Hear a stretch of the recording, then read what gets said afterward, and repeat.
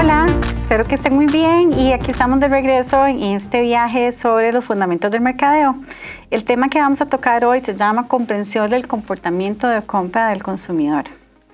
El consumidor es uno de los retos más interesantes.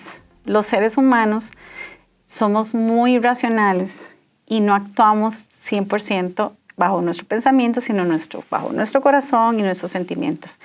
Ese es uno de los retos más importantes que tenemos los mercadólogos, entender los comportamientos de los seres humanos y de los segmentos. No es fácil, no es sencillo, pero es una tarea que tenemos que hacer todos los días. Y es importante también que ahora lo que vamos a ver son comportamientos que se han venido estudiando y también tendencias que nos llevan a predecir comportamientos que vamos a tener en el futuro. Y con base en eso podemos estar planeando y definiendo estrategias de mercado en función de esos comportamientos. Pero no es fácil, es una caja negra que hay que estar todos los días descubriendo. Entonces, bueno, vamos a ver que el conducta del consumidor básicamente es la forma en que nosotros compramos, usamos o tomamos decisiones en la adquisición de algún bien. Y toda esta conducta del consumidor está influenciada por varios factores que vemos acá. Están los factores culturales, están los factores sociales, están los factores personales, que va desde la edad, el ciclo de vida en el que estamos, también la parte psicológica, la motivación, la percepción, la forma en que aprendemos. Todos aprendemos de una forma diferente. Imagínense que todos esos factores influyen de una forma u otra en cómo tomamos decisiones a la hora de comprar y cómo nos comportamos a la hora de comprar. Entonces, es bien complejo. La idea es entender la mayoría de esas variables para poder controlarlas de alguna manera y poder incorporarlas en el diseño de nuestras estrategias. Vamos a ver un concepto importante porque hay dos tipos de consumidor. El de la izquierda son lo que llamamos las empresas, los grupos o las organizaciones, y normalmente se les llama el B2B, Business to Business. Es decir, que es una empresa, una organización vendiéndole, hablándole y conectándose con otra organización o con un comprador individual, pero de una empresa. Y el otro es la de los consumidores individuales que le llamamos Business to Consumer.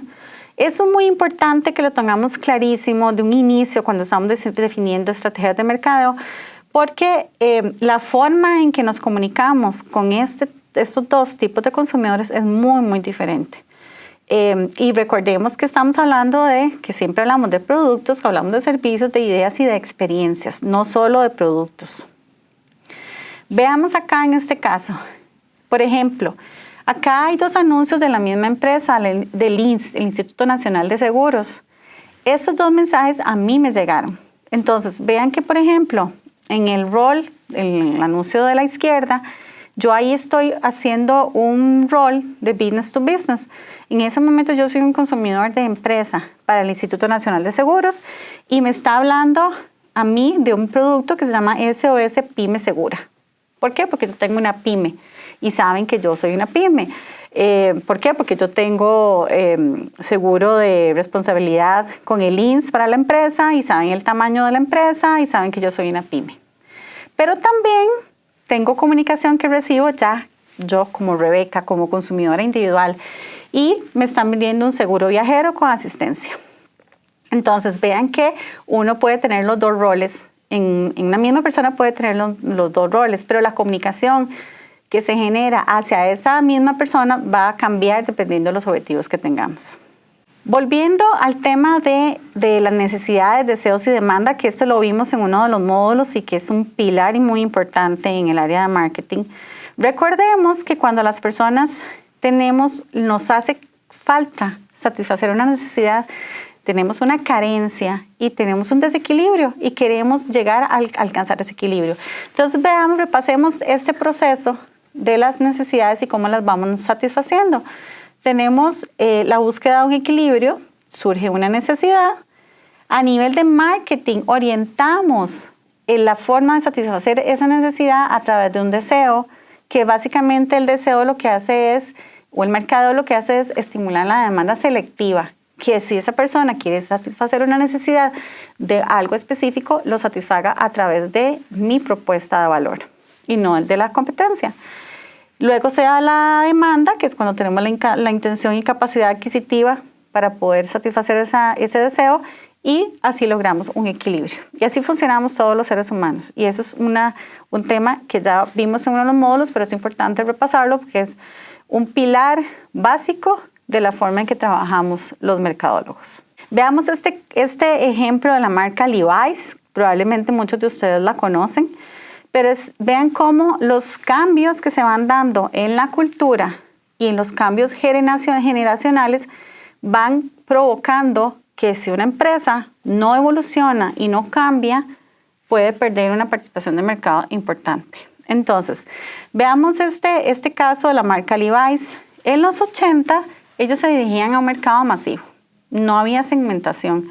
Tenían jeans generales, no había mercados, ni grupos específicos, ni diseños pensados para segmentos específicos. Entonces, ¿qué pasa? Que los baby boomers, que ya hemos hablado en otro módulo, de esta generación, que son las personas que nacen entre 1946 y 1964, dejan de usar jeans. Entonces, ¿qué pasa? En ese momento Levi's dice, ok, esta gente está dejando de usar jeans porque ya son más grandes, no quieren usar un jeans. Y el mercado de adolescentes es muy chiquitito. Yo no he estado trabajando el mercado de adolescentes.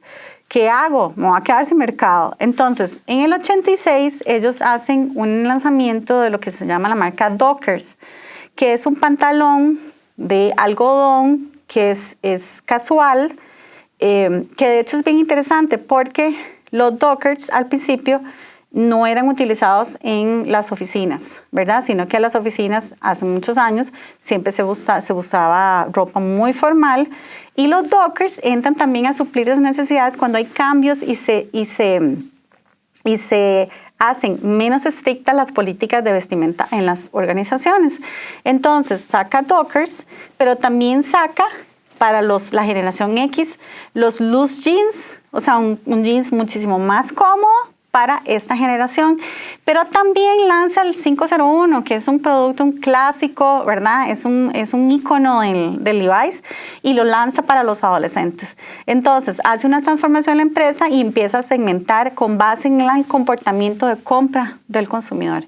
Y ya para el 94 también entra al mercado de niños, y entra al mercado de 8 a 14 años, y así va evolucionando. Entonces, eso es un claro ejemplo como una empresa tiene visión, está leyendo, detecta y reacciona. Hay muchas empresas que lamentablemente, a pesar de que tienen los cambios enfrente de sus ojos, no hacen nada. Ya sea por falta de visión, a veces por falta de pereza. O sea, nosotros hemos escuchado a clientes donde uno nos dice, mira, hay que hacer esto, viene esta tendencia, y entonces, es que qué pereza, eso implica muchos cambios, tengo que hacer esfuerzos, implica cambiar la estructura. Hay que hacerlo, ¿verdad? Hay que ser muy ágiles, estar muy atentos y estar leyendo. Por ejemplo, cuando yo voy al supermercado, a veces, y voy con mi esposo se molesta conmigo, ¿verdad? Porque cuando yo entro al supermercado, van dos Rebecas al supermercado. Va la Rebeca, ama de casa, que tiene que hacer las compras del hogar, y va la ama de casa, que es una mercadóloga y publicista y comunicadora. Entonces, claro, yo voy viendo etiquetas, presentaciones, ofertas nuevas, cabeceras de góndola. Si hay faltantes, entonces le tomo foto y le digo a mi cliente, mira, tenés un faltante, ojo cómo está la competencia, ¿por qué no hay suficiente producto acá? Entonces, claro, voy al supermercado y estoy trabajando. Entonces, es muy difícil que yo me pueda disociar, pero así somos los comunicadores, publicistas y mercadólogos, andamos viendo todo. Vemos las vallas, vemos los mensajes, vemos la comunicación, vemos los comportamientos, y estamos siempre con todas las antenas activadas viendo comportamientos. Incluso algo muy interesante, esa curiosidad es algo muy importante. De hecho, nosotros en nuestra organización, una de las cosas que buscamos cuando estamos reclutando es gente curiosa. Entonces, yo no sé si a ustedes les ha pasado, pero cuando uno viaja a otro país y coge el taxi, la conversación con el taxista es lo primero que hay que hacer. ¿qué está pasando? ¿Qué pasa con la economía? ¿Qué pasó con la política? ¿Qué pasa con esto? Entonces te das una idea interesante de lo que está pasando en ese país. Y entonces los invito a seguir, a estimular esa curiosidad en términos de las ciencias sociales y el comportamiento de las personas. Entonces, bueno, eso es un caso bien interesante. Y vean la hora cómo se comunica Levi's. Esto no, era muy difícil que hace muchísimos años viéramos porque los cánones de belleza que teníamos eran muy estereotipados y vea acá la forma en que Levi's se comunica. Entonces, vemos a dos personas que no son el estereotipo común y son figuras de campañas de publicidad y eso refleja una postura importante de la marca hacia la inclusividad, hacia la apertura, hacia ser muchísimo más abiertos y llegarle a más mercados. Pero bueno, sigamos con los comportamientos, ¿verdad? Y la pandemia nos trajo muchísimos cambios. Y veamos acá, por ejemplo, en la foto de la esquina superior izquierda, ¿verdad? Tenemos a una persona trabajando en su hogar. Todos hemos hecho bromas, ¿verdad? Muchísimas. Hay gente que le ha pasado chascos feos, ¿verdad? Que no han quitado la cámara de su Teams o de Zoom y se ha visto en ropa interior o en fachas, etc. Pero bueno, eso ha generado un montón de comportamientos que también tenemos que entender, ¿verdad? Porque la dinámica dentro del hogar cambió. Cambió en la forma en que estamos comprando, la forma en que estamos haciendo compras en línea, la forma en que estamos haciendo más home delivery, la forma en que nos estamos acomodando dentro de los hogares. Hay muchos cambios. Por ejemplo, en el caso de la empresa de nosotros cerramos nuestras oficinas físicas y somos 100% online. Y eso no vamos a volver a hacer offline. Ahora, eso no significa, nada está escrito, ¿verdad? Si necesitamos volver a hacer offline, pues nos adaptamos y nos hacemos offline. Lo que hay que tener es la resiliencia y la apertura hacia esos cambios. Vean, por ejemplo, la chica que está de pie. Bueno, yo he visto, a mí una amiga me prestó un dispositivo que los hacen acá en Costa Rica de madera, donde uno pone la computadora y trabaja de pie. ¿Por qué? Porque hemos tenido un exceso de horas silla. Hemos tenido más problemas de posiciones. Las empresas están preocupadas porque ha habido muchas más incapacidades por temas de problemas de posturas, más fisioterapias, etc. Son cambios, ¿verdad?, que nos están ocurriendo. O el tema de los papás con niños pequeños en el hogar ha sido muy, muy impactante, ¿verdad?, lidiar con esto. Cuando usted tiene, ojalá, 3 hijos que están recibiendo virtualidad y los 2 papás también, a ver, estamos hablando cuántos dispositivos tengo que tener en la casa, ¿verdad? Entonces, dispositivos, el internet, entonces se generó una serie de revolución en muchas categorías que tenemos que estar presentes. Bueno, y la parte de la vestimenta y la ropa también, ¿verdad? Entonces, cambiamos la ropa, cambiamos la forma de vestir. Yo en lo personal, por ejemplo, cuando empezó la pandemia y tenía que ir al supermercado, porque ahora alterno, voy al supermercado en forma física, pero también hago compras en línea y me ha ido súper bien, muy buena experiencia, me encanta, pero también me gusta esa experiencia de ir y ver las marcas y pasear por los supermercados, ¿verdad? Eso me gusta. Pero entonces resulta que cuando yo iba al supermercado, lo que hacía es que cogía mi licencia y la tarjeta y me la metía en la bolsa del pantalón y ya. Nunca me volví a usar carteras. Entonces, ya la cartera, y cuando yo veo mi closet y veo varias carteras, digo, wow, qué desperdicio. Y vamos a ir viendo ahora más adelante cómo ese cambio de los valores y cómo jerarquizamos las necesidades y la importancia de algunas compras se vuelve más relevante en esos momentos. Entonces, vamos a ver también otro caso muy interesante, cómo la cultura define comportamientos. Entonces, siempre es bueno leer sobre la cultura costarricense y sobre cómo es el tico, ¿verdad? Hay un personaje de Tío Conejo que es muy interesante. Tío Conejo refleja mucho cómo es ciertos costarricenses y yo los invito a que lean también sobre literatura costarricense y cómo es el tico. Pero veamos este caso de una influencia de la cultura. Pampers, que es una marca de productos para bebés, donde su producto más importante son los pañales. Y esta marca pertenece a Procter & Gamble, una de las empresas más grandes a nivel mundial, si no la más grande en todo lo que son productos de cuidado personal. Y ellos tenían una participación súper importante en el mercado norteamericano, entran al mercado de Japón. Y entran al mercado japonés, ¿y qué sucede? Que estaban acostumbrados a tener pañales súper gruesos para que aguanten una carga grande de orines de un bebé, para que el pañal se cambie 1 o 2 veces al día. Y resulta que la mamá japonesa es increíblemente higiénica. Entonces, cambia los pañales a cada rato, 3, 4 veces. Entonces resulta que Pampers, que entró al mercado japonés como con un 90 y resto por ciento de participación, en pocos años tenía un 7% de market share. Entonces, es cuando subestimamos, ¿verdad?, el know-how, el conocimiento y el poder que tenemos para entrar a otras culturas y nos dan una bofetada por no haber hecho la tarea de entender que la cultura significa cambios de comportamiento. Entonces, si nosotros queremos ingresar a otros mercados, es muy importante leer, estudiar, entender bien a qué cultura y qué comportamientos están asociados en un segmento y una categoría de negocio. Veamos acá algo bien interesante también, hablando de nuestra cultura, la cultura tica. Esto que ustedes ven acá es un ejercicio que hicieron Freddy Guzmán y Gerardo Matus en la construcción de un modelo para estimar y clasificar el nivel socioeconómico de los hogares en Costa Rica. Eso se hizo en febrero del 2015. Vean qué interesante.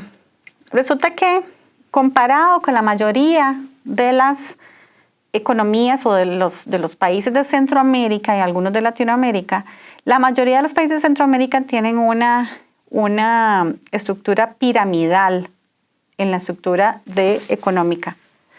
Costa Rica es romboide y eso nos da una característica muy interesante a nivel de mercadeo.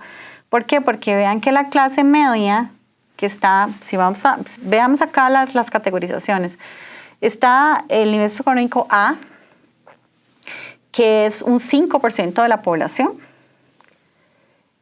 pero la C+, la C y la C-, que son conceptos que ustedes van a tener que empezar a dominar, porque cuando uno está definiendo targets va a hablar del nivel socioeconómico, va a decir, yo quiero llegarle al segmento, al C, al C+, y al C o al D, o va a trabajar con el A o el C+, pero básicamente uno C+ es media alta, la C es media y la media baja. Pero resulta que esos 3 segmentos representan, oigan, nada más y nada menos que el 63% de la población. Por eso es que tiene una estructura romboide. Entonces, si lo vemos desde el punto de vista de comportamientos y necesidades, ven qué interesante. Resulta que una persona que está en el segmento A, probablemente a la hora de comprar una casa, si tiene mucho dinero, puede hacer primas muy altas para esa compra, o incluso va a decir, bueno, prefiero no usar mi capital y uso el del banco. Pero esta clase media, ¿verdad?, que va de la C+ a la C-, no entramos en el segmento de la clase D, que es la pobreza, y después tenemos extrema pobreza. 23%, 20%, por ahí anda el nivel de pobreza de nuestro país. Lamentablemente, un número que no se ha podido modificar desde hace muchos años. Entonces, resulta que yo, si pertenezco a la clase media, no tengo acceso a un bono de vivienda, porque no tengo carencia de recursos. Entonces, todo el mercado de adquisición de hogar y de construcción es un mercado muy importante en Costa Rica, porque es la gente que se puede endeudar para tener acceso a una vivienda, endeudarse para un acceso a un vehículo. Entonces, nos da características bien diferentes en relación con otros mercados. Hace muchos años, cuando Brasil tuvo un auge económico importante, 500,000 de brasileños subieron de la clase D a la clase media. Ustedes saben lo que significa eso en adquisición de servicios y de nuevas oportunidades enormes. Entonces, es importante que tengamos esa disciplina de saber estos números. Y también algo muy importante a nivel de mercadeo, entender la realidad, ¿verdad? Hay que ser solidarios y entender la realidad en la que yo estoy. Vean que Un C- está en promedio, esto hay que indexarlo porque esto tiene varios años, pero estaban alrededor de 400,000 el resto de colones. Entonces hay que entender cuáles son los ingresos por hogares y no imaginarnos números que no existen. Y eso es una disciplina que tenemos que desarrollar en nuestras áreas de mercadeo. Esta es otra área muy importante que lo mencioné brevemente cuando hablamos de la investigación de mercados y gestión de información. Cuando determinamos un nivel socioeconómico no puede ser única y exclusivamente con base en el ingreso salarial, porque no es el único indicador que me determina a mí cómo es ese hogar, ¿verdad? Al que yo estoy accesando, ese hogar, cómo se comporta. Por eso es que hay que crear metodologías. En este caso, estos autores lo que hicieron fue incluir la escolaridad del jefe del hogar, muy relevante, el número de miembros perceptores de ingresos, la presencia de universitarios en el hogar, también es un indicador que también marca una diferencia. Presencia de niños de 5 años o menos en el hogar, esos son del perfil del hogar. De las características de la vivienda, cantidad de baños por persona, cantidad de dormitorios y la tenencia de artículos, computadora. Vean que obviamente son artículos, son aspectos que van a ir realmente haciendo diferenciaciones entre un hogar y otro, y no necesariamente únicamente con el ingreso económico. Televisión por cable, vehículo, cantidad de líneas celulares, servicio doméstico, sistema de agua caliente para toda la casa, tanque de agua, servicio de internet y router. Entonces, es importante que tengamos esas variables. De hecho, cuando vamos a adquirir servicios de investigación de mercados, uno de mis roles como gerente de mercadeo es definir claramente el objetivo y la muestra de a quienes quiero llegar. Y esos son criterios que son importantes a la hora de reglamentar a la empresa de investigación de mercados a quién quiero alcanzar. Bueno, tenemos otros factores que también influyen la compra del consumidor y son la familia y los grupos de referencia. Entonces ven qué interesante, porque no solo tenemos un solo comprador, hay otros factores que es importante que entendamos y conozcamos. Tenemos a un influenciador que básicamente permea con su opinión el proceso de compra, avala y desacredita un bien o un servicio. El decisor es el que define el proceso de compra, limita, ¿verdad? Quien maneja el presupuesto, selecciona las variables a considerar para el bien o el servicio adquirido. Está el comprador, quien es el que ejecuta la compra, y el consumidor disfruta del bien o servicios. Vean que nosotros a veces entramos a esos roles. A veces soy influenciadora, a veces soy decisora, pero es importante entender en cada categoría de negocio cómo se comportan, porque entonces yo tengo que también enviar mensajes y diseñar estrategias de comunicación dependiendo de quién toma las decisiones. Una muy típica son los cereales, ¿verdad? Los cereales es quien compra, puede ser el papá o la mamá del supermercado, pero viene tremendamente influenciado por el chiquito, ¿verdad? El niño o la niña dice, es que a mí me gusta el del tigre o me gusta el de las bolitas de chocolate y es muy probable que esa influencia vaya a permear muchísimo en la decisión final. Entonces, veamos algunos ejemplos. Para repasar, eso lo habíamos visto en otro módulo, pero para que nos ubiquemos que hay diferentes grupos generacionales, tal vez ubiquémonos en la franja azul, arrancamos de acá para la derecha, están los baby boomers, está la generación X, la generación de los millennials, la generación Z y otra generación que la llaman la generación alfa. Bueno, esa casi que todavía no tiene poder ni de influencia ni de decisión. Pero bueno, veamos en la compra de una casa. Entonces, resulta que en la compra de una casa hay muchos involucrados. Puede haber un influenciador que puede ser el X o el Y o el decisor o el comprador o el consumidor. Entonces, vamos entrando en diferentes áreas. Cuando vamos a hacer una compra de una casa, es muy probable que sea un fin de semana porque queremos que vaya toda la familia completa. Vean que cuando vamos a comprar un carro, es probable que yo me escape un rato y me vaya solo a comprar el carro y después involucre a la familia. Pero vean cómo los procesos de decisión de compra son diferentes dependiendo de la categoría. En un celular también puede ser que vean que el decisor definitivamente puede ser el Y, ¿verdad? El de la generación Y, y el comprador y el consumidor. Pero también hay un influenciador, que es de la generación Z. Entonces, dependiendo de la categoría, vamos a ver diferentes roles. Entonces, vemos que para diferentes productos o categorías de negocios podemos tener diferentes influenciadores, decidores, compradores. Eso hay que tomarlo en cuenta. Y hay que tomarlo en cuenta en la estrategia de ventas, en los horarios, en la forma en que la gente está comprando para que podamos adaptar toda nuestra estructura a ese proceso. Ahora vamos a hablar sobre los social media influencers. Hay todo un tema con respecto a estos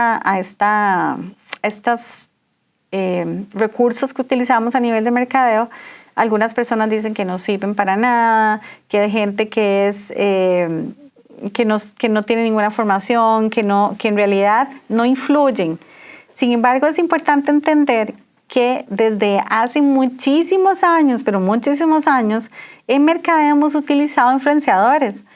Lo que sucede es que los influenciadores que utilizábamos eran gente más como actores de cine, figuras deportivas, o gente que tenía un currículum que destacaba con respecto a los demás y que se podía convertir en un embajador de marca importante. Pero eso se ha usado durante muchísimos años. ¿Qué es lo que pasa? Que ahora a través de las redes sociales tenemos muchísimos más influenciadores. El tema de usar influenciadores, y sí funciona, nosotros los hemos usado con resultados muy interesantes, es que hay que tener una estrategia detrás de la selección de los influenciadores. Por ejemplo, aquí yo les voy a mencionar influenciadores, las mujeres una de las más reconocidas en el país, pero ahora hay categorías de todo. Lo que primero que tenemos que hacer es definir cuál es lo que andamos buscando, ¿verdad? ¿Cuál es el objetivo que andamos buscando? Porque hay influenciadores macros y hay microinfluencers. Y podemos hacer estrategias de mercado, utilizar influenciadores macro y los que son los micros, que son comunidades muy pequeñitas, pero son más afines a mi marca. ¿Qué pasa? Que cuando yo utilizo un influenciador como una Joana Solano, que la siguen 500,000 de personas en Costa Rica, la población que sigue a Joana puede ser una población muy heterogénea, ¿verdad? Porque ella, además de que es preciosa y es muy linda, entonces tiene una población de hombres que la siguen porque ella es muy atractiva físicamente, pero también ella hace deporte, hace triatlón, hace ciclismo, entonces tiene una población también de gente deportiva que la sigue por el aspecto deportivo. Puede ser que también tenga la parte de fashion, entonces la gente la sigue por fashionista, por moda. Entonces, ¿qué es lo que pasa? Que esa audiencia es muy grande, pero también puede ser muy heterogénea entre sí. Con un microinfluenciador yo logro mucha afinidad con esa audiencia porque tiene un segmento, un enfoque muy dirigido. Entonces hay muchas estrategias para trabajar los influenciadores, pero sí, por eso se les llaman influenciadores, porque sí tienen un papel de influencia en la recomendación o en el uso de ciertos productos. Puede ser que también yo diga, bueno, quiero usar hombres, ¿verdad? Renzo Rímulo es uno de los influenciadores que tiene un factor bien interesante que tiene humor, ¿verdad? Al tico le encanta el humor y no todo el mundo lo hace bien. También podemos empezar a trabajar con segmentos más específicos. Por ejemplo, mamás, el segmento de mamás con hijos pequeños. Hay influenciadores que son específicamente para ese target, como Andy Calderón, María Teresa Uribe, Victoria Fuentes, Priscila Mora. Y ahí tenemos varios influenciadores que podemos usar. Ahora, algo importante con los influenciadores, y antes de empezar a hablar de otro factor de la edad, es que a la hora de hacer un análisis hay que hacer mucha profundidad. Uno analiza contenidos que viene haciendo, uno analiza qué tan saturado estaban las marcas que está recomendando. Se miden también las métricas. Al influenciador se le piden métricas, por ejemplo, perfiles de su audiencia, las edades que tienen de sus perfiles, de dónde vienen sus perfiles, de dónde vienen las personas, son costarricenses o vienen de otros perfiles, pero también medimos el engagement y es súper importante medir la métrica de engagement que tenga ese influenciador con su comunidad, el alcance que tengan con sus publicaciones. Entonces es un trabajo que sí lleva tiempo, lleva mucho planeamiento y hay también softwares que hacen, básicamente usted ingresa los datos y le da la data de cuáles influenciadores se recomienda. Pero es un tema muy interesante que también pueden influenciar en el proceso de compra. Pero hablemos de la edad porque la edad también es otro factor que determina el comportamiento del consumidor. Veamos Costa Rica. Este es un Costa Rica en el 2020, donde la mitad de la población son mujeres y la mitad de la población son hombres, ¿verdad? Pero vemos que es una población donde la mayoría de la pancita de la gráfica se ubica entre las personas de 25 a más o menos 55 años. Entonces, pero vamos a ver cómo va a ir cambiando esto, ¿verdad? Porque eso es hoy, es una fotografía de hoy, ¿verdad? Y vamos a ver cómo va a ir proyectándose. Veamos esto. Esto es una gráfica que nos va mostrando cómo en el 1960 estaba compuesta la población costarricense. Era una población sumamente joven, ¿verdad? Muy, muy joven. Había una expectativa de vida muchísimo menor. Luego vemos la transición que tenemos del 1960 al 2008 y ya tenemos una transición que tiende a parecerse a como nos estamos viendo hoy día. Pero vean qué pasa con la proyección para el 2060. Entonces va a haber menos niños, va a haber menos gente joven, pero vamos a empezar a tener muchísimo más gente de adultos mayores. Entonces eso tiene un montón de implicaciones a nivel de los comportamientos de categorías, de negocios, que van a venir suscitándose. Y yo como empresa, como marca y como responsable de las estrategias de mercado dentro de mi organización, tengo que estar previendo que esto viene y viene fuerte. Entonces, vamos a ver este caso. Entonces, tenemos el negocio de los pañales, ¿verdad? Este es un negocio que cada vez tenemos menos hijos. Hay parejas que deciden ya no tener hijos. Un discurso que uno escucha en algunos millennials es: yo no quiero tener hijos, yo no quiero traer hijos a este mundo sobrepoblado, donde los recursos naturales ya no van a haber, no va a haber escasez de alimentos. ¿Para qué quiero traer más población a este mundo? Bueno, entonces un negocio, una empresa como Kimberly-Clark tiene que estar pendiente, ¿verdad?, de que cada vez hay menos niños, va a haber menos venta de pañales. Pero entonces viene otra categoría de negocios que viene cada vez aumentando y aumentando. Y es todo lo que tiene que ver con incontinencia urinaria. Y a esto no les llamamos pañales. De hecho, la categoría trata de construir sobre ropa interior desechable. ¿Okay? ¿Por qué? Porque a un adulto no queremos que nos digan que tenemos que empezar a usar pañales, pero sí ropa interior desechable, ¿verdad? Es un tema de mercadeo, de percepción, de cómo posicionar esta categoría de negocio. Entonces, vemos, por ejemplo, esta marca Poise que va con todas las categorías y es muy, muy importante que se use el producto correcto para la incontinencia correcta, porque si no el consumidor dice no sirve. Entonces, este producto no sirve y lo desecha. Entonces, es muy importante la parte de comunicación y poder explicarle bien al consumidor el producto que tienen que usar. Vean que acá lo hace de una forma muy gráfica y nos dice, ¿verdad?, goteos. Entonces dice, bueno, una gotita, 2 gotitas, 3, etcétera, etcétera, etcétera, hasta todo lo que es de extra cobertura, que más o menos son 250 mililitros de una descarga de una orina que puede aguantar una ropa interior desechable para un adulto. En el caso de Tena, vean que Tena también, que es el líder, es un producto que desempeña muy bien, pero vea que también segmenta y dice, el adulto mayor no es solamente mí. ¿Te acuerdan cuando veíamos quién era el influenciador, quién es el decisor, quién es el comprador? Bueno, aquí Tena lo tiene clarísimo.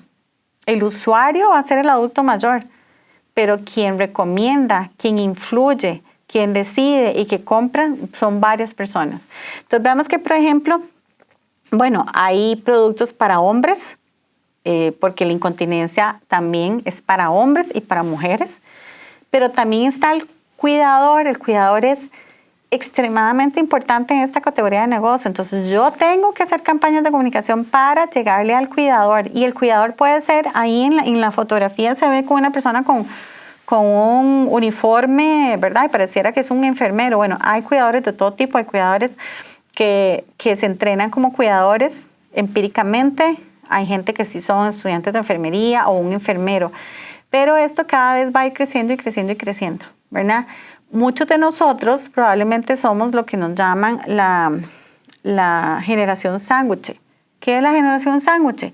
Que resulta que todavía tenemos para abajo hijos, niños pequeños o adolescentes que todavía dependen de nosotros, pero también tenemos a nuestros papás que son adultos mayores que ya empiezan a demandar necesidades. Entonces, por eso es que es una generación sándwich y esto es muy importante entenderlo porque esto es una realidad que viene y va a crecer, y va a crecer y va a crecer.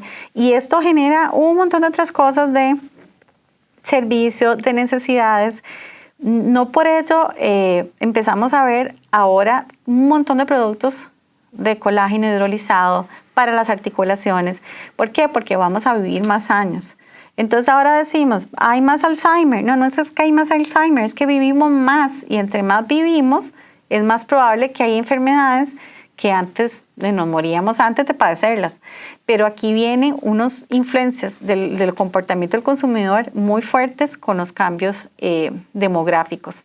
Y los profesionales, porque claramente un geriatra va a ser un influenciador importante en esta categoría de negocio. Por eso es que también hacemos mercadeo médico para poder llegar a profesionales de la salud que influyen en la compra de los decisores.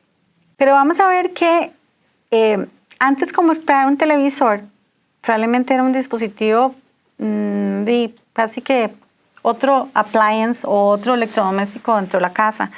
Vean cómo esta categoría evoluciona muchísimo y entonces la decisión de compra del televisor cambia completamente. Veamos este caso de Samsung, ¿verdad? Y entonces me dice Samsung, televisores y proyectores diseñados para adaptarse a tu estilo. Entonces ya digo, bueno, entonces ya no tengo que ir a comprar la tele común y corriente que veo en los anuncios de las tiendas de retail, con ofertas, sino que ya es un electrodoméstico que tiene que agregarle valor a mi hogar, ¿verdad? Entonces, resulta que me presentan esto. Y yo digo, wow, ¿verdad? Entonces resulta que tengo diferentes formas de presentación de la televisión dentro de mi hogar.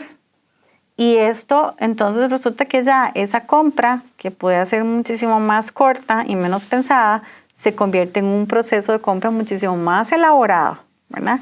Entonces yo veo, wow, tengo un montón de opciones de un televisor que puede agregar muchísimo valor a mi hogar. Y vea cómo Samsung se distancia completamente del resto de la competencia y me da a mí me agrega valor a un producto en que en algún momento puede ser un producto más dentro de mi casa. ¿Okay?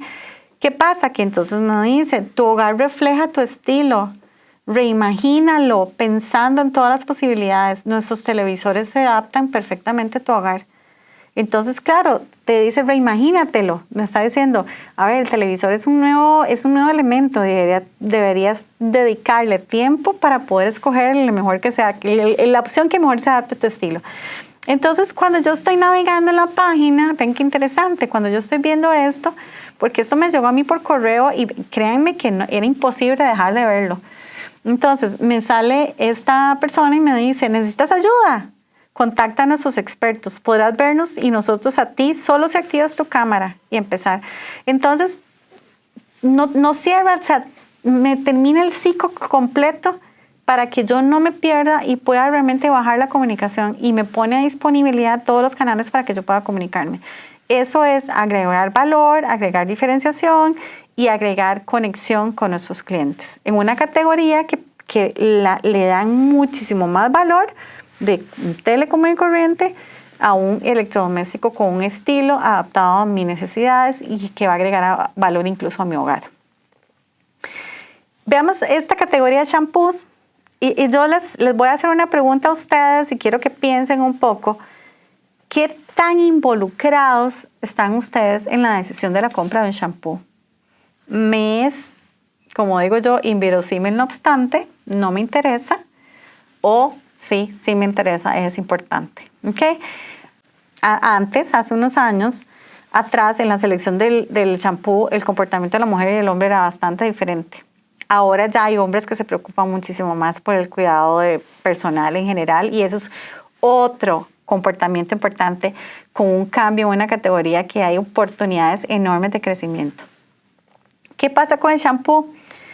En el caso, por ejemplo, de mi casa, a mi esposo le es inverosímil, no obstante, como digo yo, y él va a usar lo que haya ahí y lo que yo compre. No le interesa, no importa. Puede ser un shampoo que le va a teñir el pelo rojo y yo creo que solo en ese momento se va a dar cuenta de que sí, se va a empezar a preocupar. Pero no le dedica tiempo y no es importante, ¿verdad? Entonces hay que entender que a pesar de que un shampoo es un producto de consumo masivo y que probablemente vamos al supermercado y escogemos así rápidamente, es un producto que para algunas personas tiene una alta participación. Y vamos a hablar un poquito de ese concepto, alta participación o baja participación. Hay productos que para mí tienen una alta participación porque son muy importantes en el riesgo que yo tengo social o el resultado que tenga de usar o no un shampoo que se esté acorde a mis necesidades. Para algunas personas va a ser, no es importante.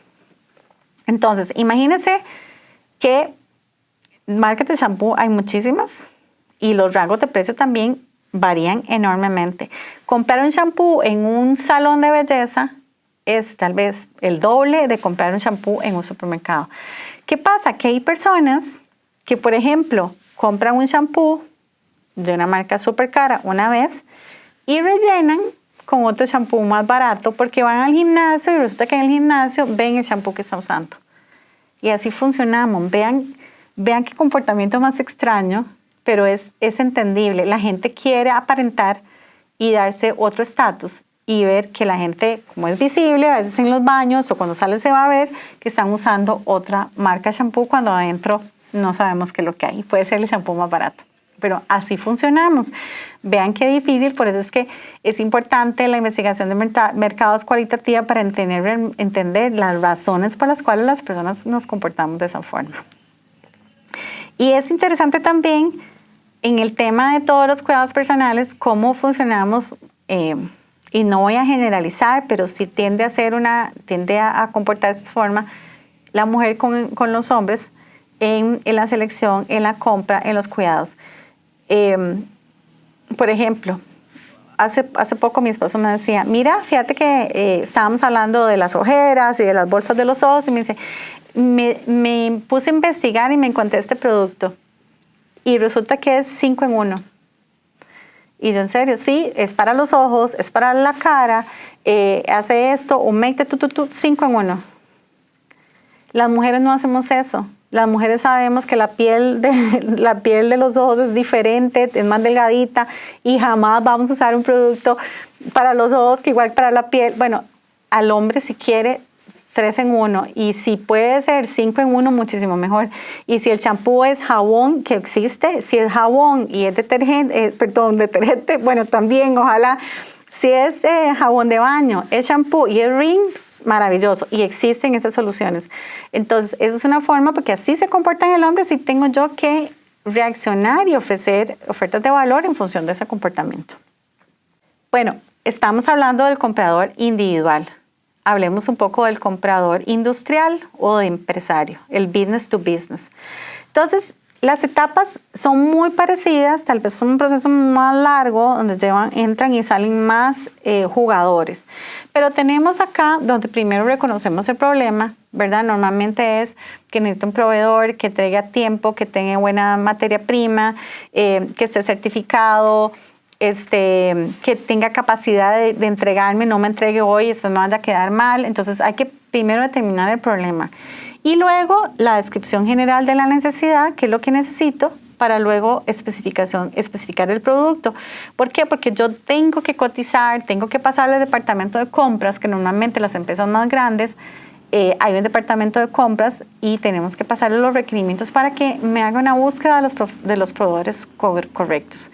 Aquí hay un tema bien interesante porque dentro de las organizaciones muy grandes hay un departamento de compras y marketing tiene que lidiar. Y siempre hay roces, ¿verdad? Porque mercado quiere trabajar con un proveedor que le genere muy buena calidad, ¿verdad? O que cumpla con algunos requisitos, y compras tiende a buscar mejores precios. Y no siempre el mejor precio es la mejor solución. Y de eso vamos a hablar un poquito más adelante. Entonces, busca a los proveedores, hace la solicitud de las propuestas, selecciona a los proveedores, especifica el pedido, ¿verdad? Todos los trámites y hace una evaluación de desempeño de cómo se comporta los resultados de este proveedor. Y así es como nos convertimos en proveedores de las empresas. Las empresas piden muchos requisitos para poder uno entrar a ser proveedor de una empresa. Entonces es un proceso muchísimo más largo, más estructurado que la que vimos anteriormente con respecto al consumidor. Y vamos a ver ahora una serie de tendencias en el comportamiento del consumidor. Esto está basado con el Consejo de Negocios de la revista de Forbes. Y es un grupo de consultores que concluyeron sobre estas tendencias que se van a venir o vienen ya dándose del comportamiento del consumidor. Y vamos a ir contando una por una y ver un poco más sobre estas tendencias. Primero, tenemos la 1, que es la mayor demanda por transparencia. ¿Qué ha pasado? Que las grandes organizaciones y las marcas han abusado de la confianza del consumidor. Entonces, ha habido varios escándalos de productos que han tenido que sacarse del mercado, desde alimentos hasta vehículos. Y todos hemos oído de productos, carros que han tenido daños y que han tenido que retirar una cantidad importante de unidades del mercado por temas de desempeño o de seguridad. Entonces, ¿qué pasa? Que el consumidor se ha vuelto muchísimo más estricto y quiere transparencia.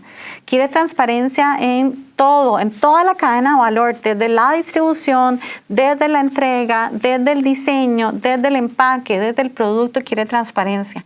Es cuando vemos, a veces leemos etiquetas de productos, ¿verdad? Y uno dice en un alimento, ni siquiera lo puedo pronunciar.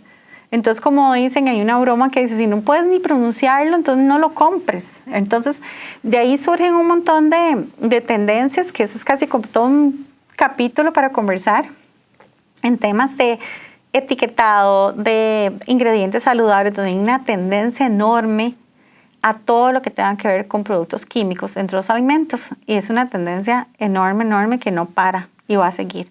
Entonces, hace muchos años teníamos una tendencia muy fuerte a hablar de productos funcionales.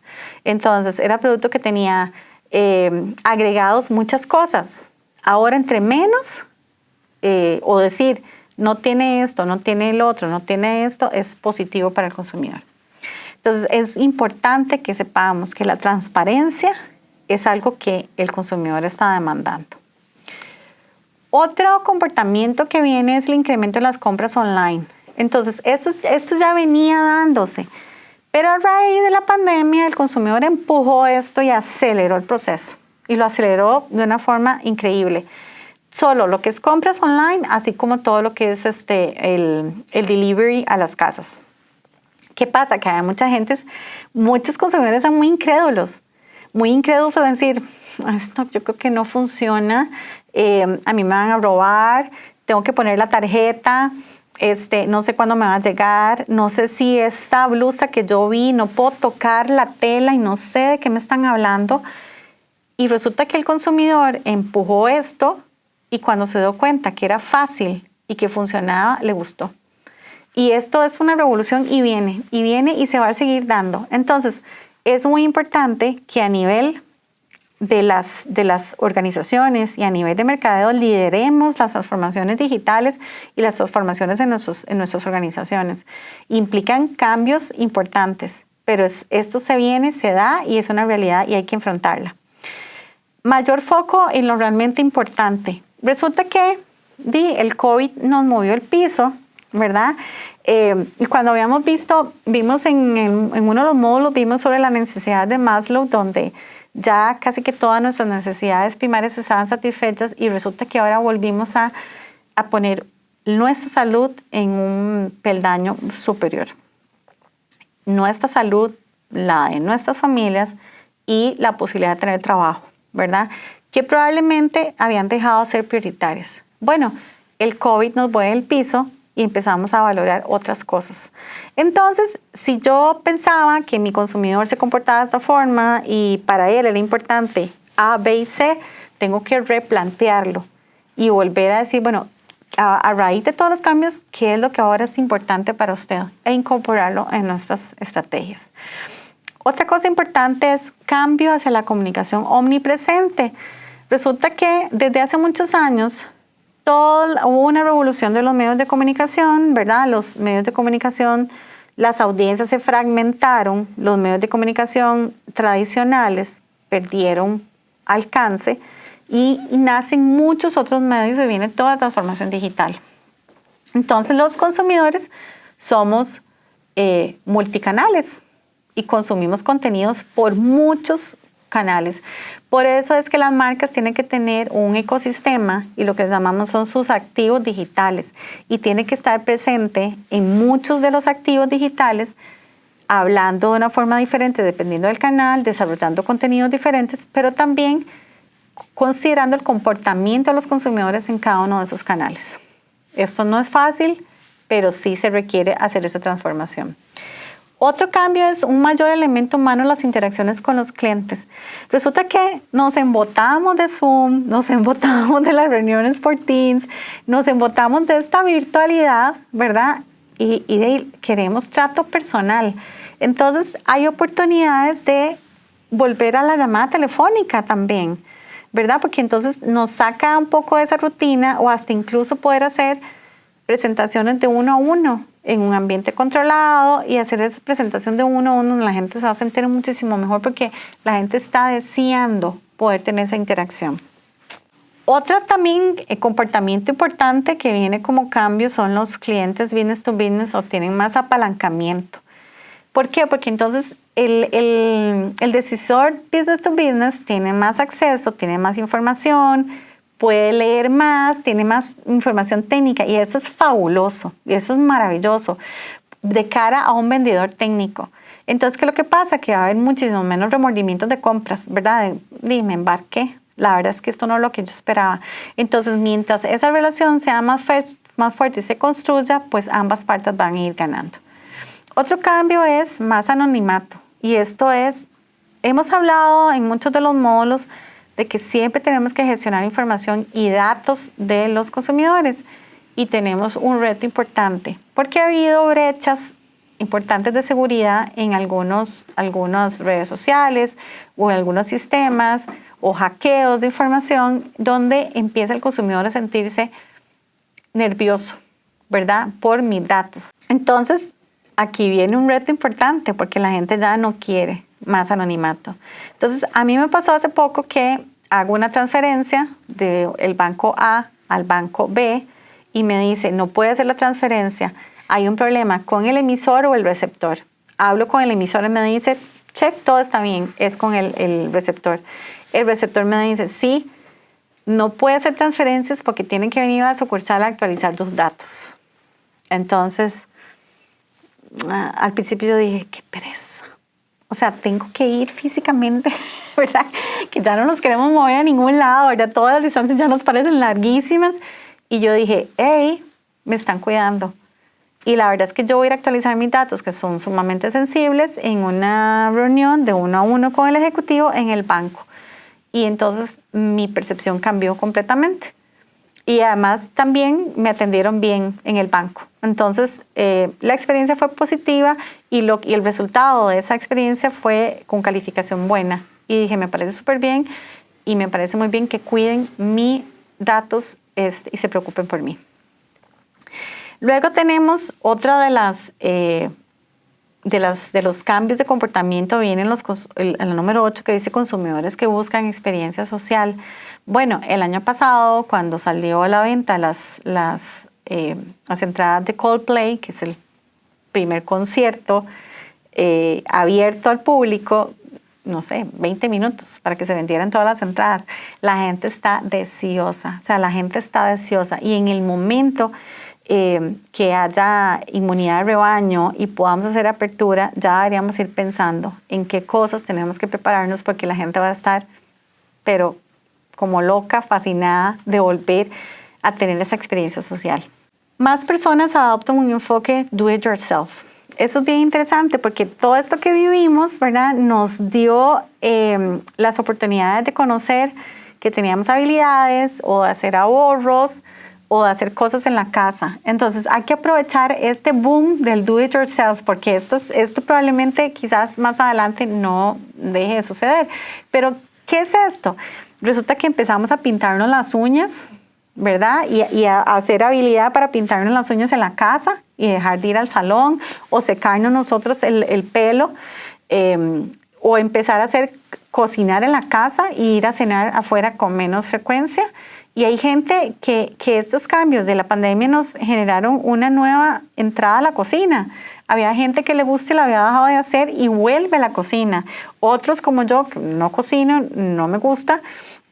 Y ahora resulta que la empresa a la cual le pido comida acaba de lanzar una nueva solución y dice, son cenas listas, pero te mandan todos los ingredientes. Entonces, para que uno, pues, parezca que uno está cocinando, entonces te mandan, digamos, no sé, un fettuccine Alfredo, entonces te mandan todos los pasos, te mandan la parte de los ingredientes y uno hace una experiencia linda y divertida cocinando, pero te ponen todo, te lo facilitan. Entonces, esos son los cambios que debemos estar previendo que se vienen fuertes. Importancia creciente del marketing de contenidos. Bueno, esto es muy fuerte desde hace tiempo, ¿verdad? Por eso ya no hablamos de comunicación ni de publicidad, solo hablamos de marketing de contenido. ¿Qué pasa? Que antes habían trade shows, habían ferias, habían congresos y todo eso paró, se detuvo.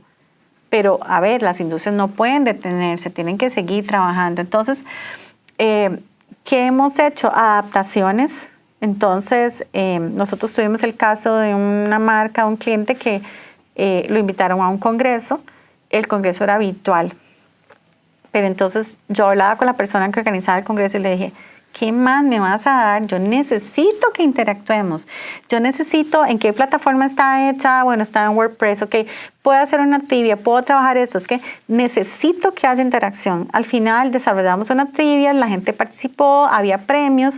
Entonces no solo nos presentamos de una forma plana, sino que logramos interactuar, generar contenido, generar información de estas personas que estaban participando. Detectamos oportunidades de debilidades en las trivias, de preguntas que nos dimos cuenta que la gente estaba fallando en las respuestas, que eran muy importantes para esa categoría para darle credibilidad a esa marca. Entonces, las empresas hemos tenido que evolucionar para hacernos, dentro de esa virtualidad, generar esa conexión. Entonces, eso es importante en esta generación de contenido, que hay miles de oportunidades. Hay eventos que teníamos hace unos años físicos. El caso de nosotros particularmente, todos los meses de octubre celebramos el Día Mundial del Huevo, porque trabajamos con la industria del huevo, y tuvimos que hacerlo en versión digital. Entonces hicimos un streaming, hemos hecho ya 2 años seguidos de streaming, que es una herramienta bien interesante, y cada vez hay más herramientas para que ese streaming sea cada vez más interesante. Entonces, generación de contenido digital, hemos tenido que evolucionar muchísimo en ese sentido. Bueno, también tenemos otro comportamiento, es un mayor enfoque en los productos ecológicos, lo que llamamos los green products. Esta tendencia viene de hace muchos años. Lo que pasa es que siempre estaban muchísimo más caros que el resto de la versión regular, porque no había suficiente mercado. Entonces, al ser un mercado más pequeño, obviamente hay menos volumen y por ende un precio más alto. Pero esto poco a poco va a ir evolucionando, va a ir cambiando, y la gente va a ir tendiendo a preferir productos en ese sentido. Por ejemplo, desde hace más o menos 1 año, 2 años, decidí usar solo cepillos de dientes de madera. ¿Por qué? Porque, bueno, o sea, cuando yo veo esos impactos que generamos, ¿verdad? Esas islas de plástico en el mar, y pienso en la cantidad de cepillos de dientes que desechamos en el mundo, es tremendo. Entonces empecé a usar cepillos de madera. No puedo convencer a mi esposo. Él insiste en que no funcionan, que no sirven, y no hay forma. Él sigue usando el cepillo de dientes de plástico, y ahí vamos a seguir en ese proceso. ¿Qué pasa? Para mi sorpresa, llego al supermercado y me encuentro cepillo de diente de Colgate de bambú. Y de una vez, ni lo pensé, ¿verdad? Entonces, ni siquiera me fijé en el precio. O sea, yo cogí y dije, listo, con este me quedo. Lo he probado, me ha funcionado, pues ahí me voy a quedar. ¿verdad? Entonces, esa es una tendencia muy fuerte en todos los productos, pero un cambio muy fuerte en el consumidor hacia empujar esa tendencia. Otra de las cosas que tenemos, compras con mayor conciencia social, ¿verdad? Resulta que las personas nos volvimos muchísimo más críticos, no necesariamente solidarios, ¿verdad? Ojalá tuviéramos una sociedad mucho más solidaria, pero sí más críticos en temas de discriminación, de racismo, de temas éticos, sociales, políticos, de posturas. Entonces, las posturas que no estén de acuerdo con mis valores son rechazadas. Y por eso es que las marcas tienen que cuidarse muchísimo en sus discursos. Ahora vamos a ver un caso. En los discursos, porque el consumidor se ha vuelto muchísimo más delicado y mucho más consciente y va a defender muchísimo estas posturas, y la forma de manifestarla es con la compra o no compra de un producto. ¿Okay? Otro es un gasto basado en valores. Bueno, precisamente vuelvo a lo del COVID, nos volvió los valores, ¿verdad? Entonces, pongo otras cosas, son más prioritarias. En mi casa, por ejemplo, nos volvimos consumidores permanentes de vitamina C con zinc. Es parte de la rutina diaria. Tomamos vitamina D, cosas que no hacíamos antes. Ahora es parte nuestra. Hacemos más ejercicio, nos estamos cuidando más. Y esos son muchos de los cambios que podemos aprovechar en las tendencias que se vienen. Un auge en las decisiones automatizadas de los clientes. Resulta que toda esta revolución de Internet nos hace que ya las compras las dejamos programadas. Hace muchos años, en otro de los módulos le conté, pero bueno, yo compro por Internet hace muchísimos años. Tengo 20 años de comprar por Internet y lo he hecho. Y en algún momento sí podía traer productos de consumo de cuidado personal. Hoy por hoy el Ministerio de Salud no lo permite, entonces uno tiene que hacer un trámite y varias cosas. Entonces, en ese momento que era permitido, yo lo que hice fue que me llega una oferta, me mandan el primer entrega de un kit de maquillaje, donde venía las cosas básicas de maquillaje. Yo probé, me encantó, y después me dicen, si quieres te mandamos en una suscripción cada 3 meses o cada 6 meses, dele viaje. Me desentendí. Entonces me llegaba el maquillaje ya listo, yo no tenía por qué preocuparme. Bueno, esto es lo que va a pasar ahora con la automatización, que los consumidores vamos a dejar automatizadas nuestras compras.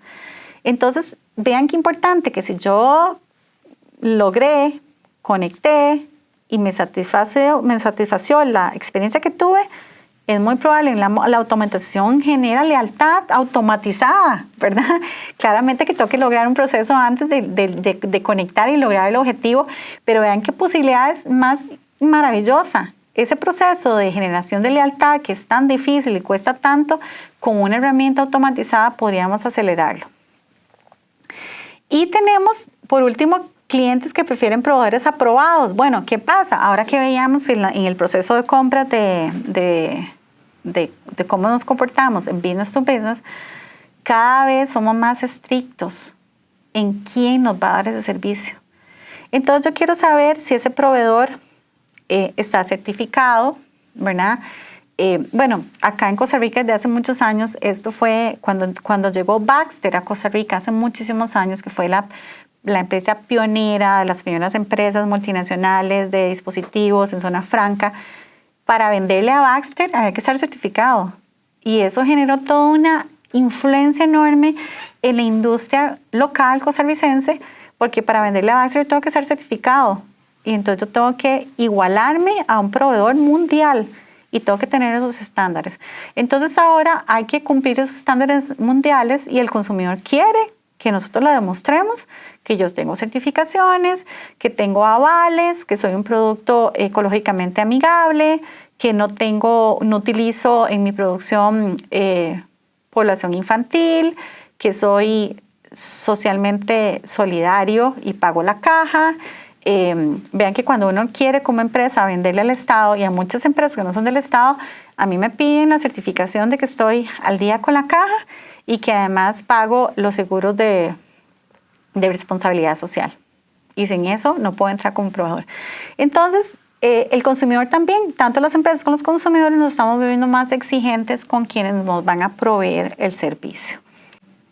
Veamos este caso cuando hablábamos de que si una empresa no está acorde con mis valores, yo lo voy a rechazar. Ese fue un caso que sucedió el año pasado y es muy interesante. No sé cuántos de ustedes conocen a esta marca que se llama Aunt Jemima. Es un sirope que es delicioso, por cierto, a mí me encanta. Para ponerle sirope de maple, para ponerle los pancakes, ¿verdad?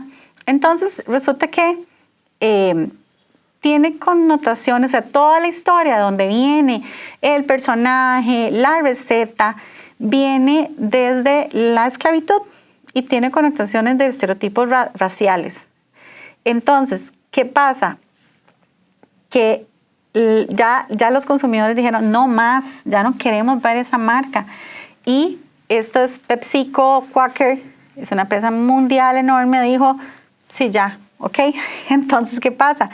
Que está sacando Aunt Jemima del mercado y la está sustituyendo por otra marca, ¿verdad? Vean la presión, esto fue muchos años y nadie dijo nada y probablemente solo comunidades muy pequeñas aceptaron y ya la sociedad en general dijo, no más, ya no quiero ese producto, porque refleja una sociedad racista, refleja una sociedad donde promovió la esclavitud y ya eso no está dentro de mis valores. Por otro lado, las marcas también tienen que aprovechar cómo el consumidor se identifica y es empático cuando promueve posturas sociales para poblaciones que han sido en algún momento minimizadas o queremos visibilizar una situación. El tema de las mujeres hemos pasado durante mucho tiempo por situaciones muy difíciles de acceso a votar, no podíamos votar, no teníamos acceso a puestos gerenciales o juntas directivas. Y a ver, esto no ha cambiado, esto sigue. Entonces, vemos por ejemplo este caso de la marca Hershey's, que es una marca de chocolates, donde es un proyecto muy, muy lindo, donde celebra el arte femenino. Este que les voy a enseñar lo desarrolló en Brasil.